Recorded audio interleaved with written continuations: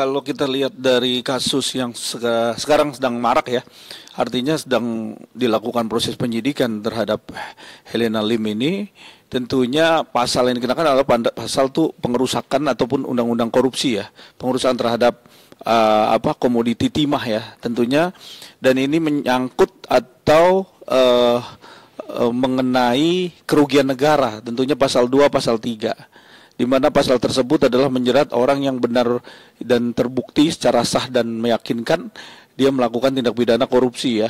Tetapi dalam hal ini kita melihat bahwa Helena Lim ini sedang dikembangkan prosesnya, karena memang dia saat ini mungkin karena ada petunjuk-petunjuk ataupun ada yang mengarahkan atau terbukti dia melakukan suatu tindak pidana terhadap komoditi pertambangan timah TBK.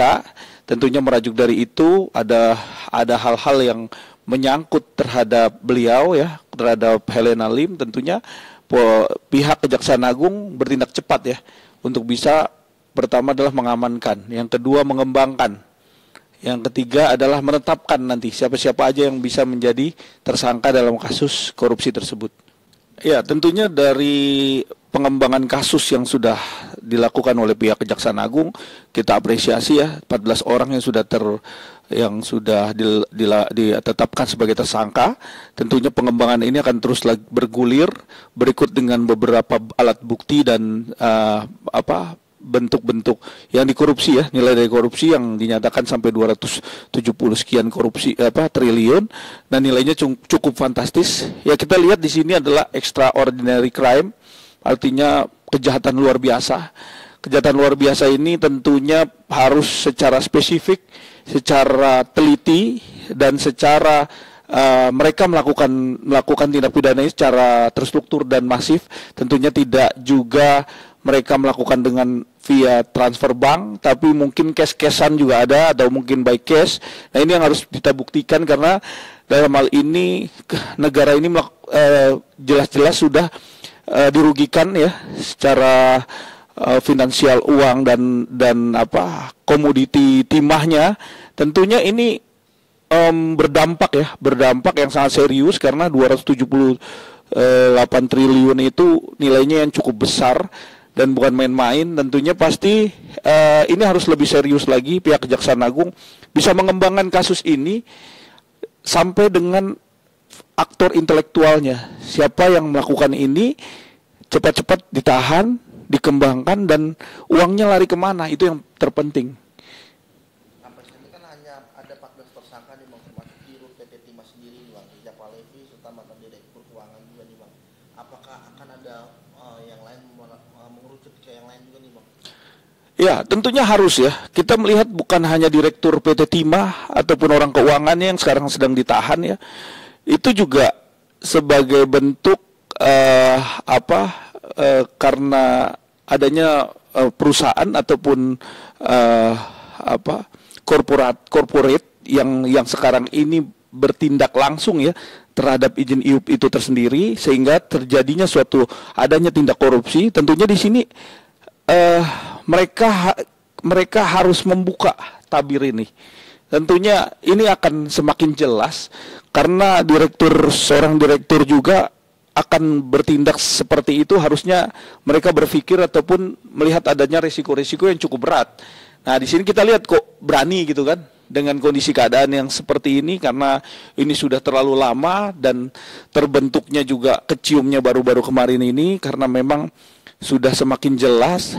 Makanya perlu kita kembangkan kasus ini. Siapakah yang aktor yang melakukan tindak pidana ini, cepat-cepat harus ditahan. Ya, kalau dari segi organisasi LSM yang terbentuk di dalam suatu wilayah ya, tentunya setiap wilayah punya LSM.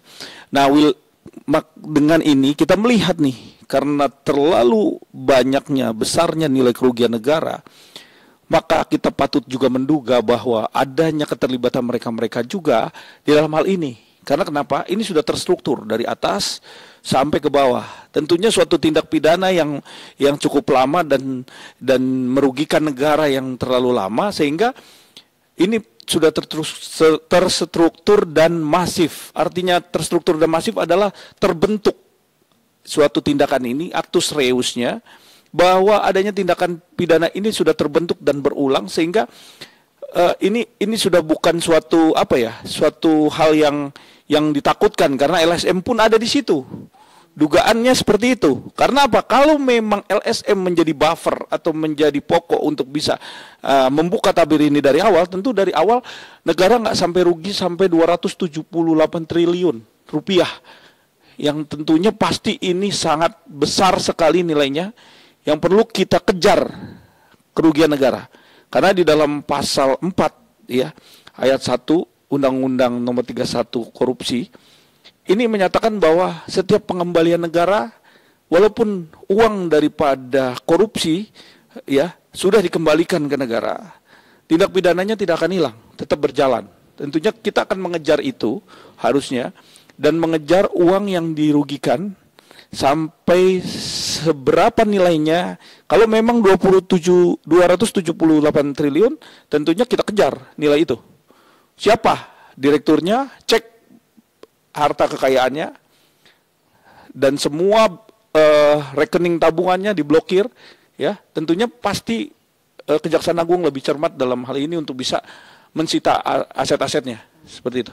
KUHP yang baru dulu itu kan akan dibuat seperti itu ya. Tetapi kan sekarang ini yang diterapkan Undang-Undang pasal 2 pasal 3 itu kan sampai dengan 20 tahun penjara.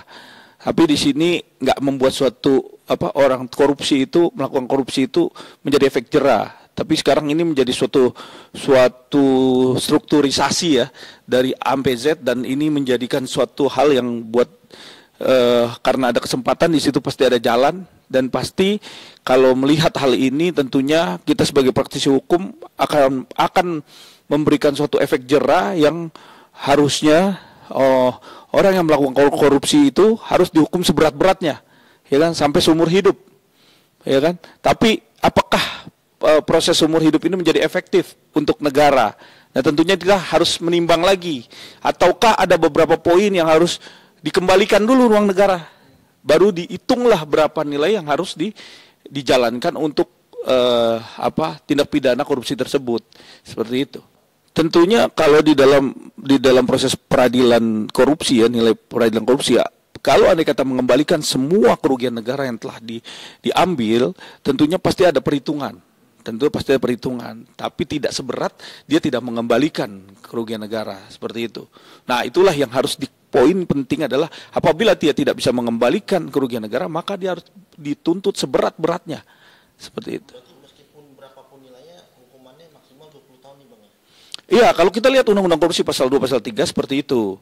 Nah, makanya harus dijelaskan lagi bentuknya, poinnya, karena memang apabila dia tidak melakukan pengembalian terhadap besarnya korupsi yang dilakukan, tentunya dia harus diperberat lagi. Saya rasa kalau dalam hal ini dengan undang-undang ataupun jeratan hukum yang dikenakan oleh pelaku korupsi ini tidak sebanding dengan apa yang dia dapat gitu loh. Jadi harusnya dengan jabatan yang pasti itu kan ada jabatan di situ, nggak mungkin nggak ada jabatan, apalagi seorang direktur dia punya wewenang untuk bisa memberikan izin, memberikan memberikan suatu menandatangani suatu keputusan terhadap penambangan ataupun terhadap membawa PT Timah sendiri, kan itu kan berat sekali.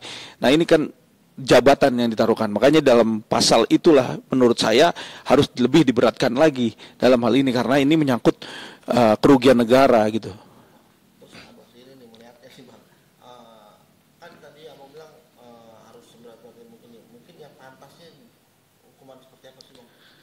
Tentunya yang pantas untuk seorang korupsi ya, itu harus dilakukan kita harus menerapkan hukuman seumur hidup.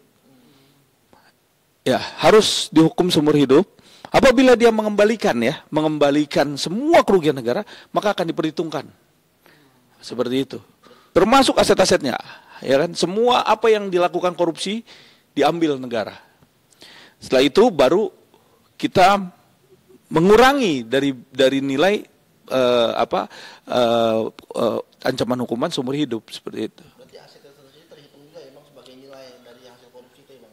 Iya, ada hitungannya karena memang negara ini nggak cukup untuk memenjarakan seorang untuk bisa dihukum seumur hidup, tetapi balikin dulu uang negara karena kan tentunya negara kita ini lagi butuh dana yang cukup banyak. Tentunya pasti banyak orang yang melakukan korupsi dengan seenaknya terus dihukumnya cuma 20 tahun penjara, kan itu tidak mumpunin kalau menurut saya. Ya hukuman berat ya tentunya hukuman seumur hidup. Nah tentunya di sini ada efek jerah dan para korupsi akan melakukan upaya untuk bisa mengembalikan dengan caranya.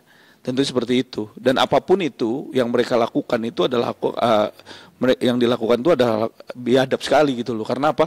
Negara yang dirugikan begitu besar sementara negara kita ini hutangnya cukup banyak kan seperti itu. Kalau seorang tersangka kasus TPPU terus dia membawa lawyer ya, artinya menggandeng lawyer atau menggunakan lawyer atau jasa advokat sendiri, tentunya apabila dana yang dia punya ternyata adalah dana hasil korupsi yang ada di dalam rekeningnya atau bagaimana, nah itu terbukti bahwa uang itu adalah hasil korupsi, tentunya itu harus dipertanyakan ataupun diduga bahwa ini adalah hasil korupsi yang diberikan kepada lawyer tersebut. Tentunya ini kan kalau itu terbukti alirannya, ya tentunya pasti kena. Karena uang dasar daripada hasil korupsi tentunya siapa yang melakukan, siapa yang memegang, siapa yang mendapatkan, itu tentunya pihak kepolisian atau Kejaksaan Agung dalam hal ini pasti menjerat itu. Karena itu uang hasil korupsi, seperti itu.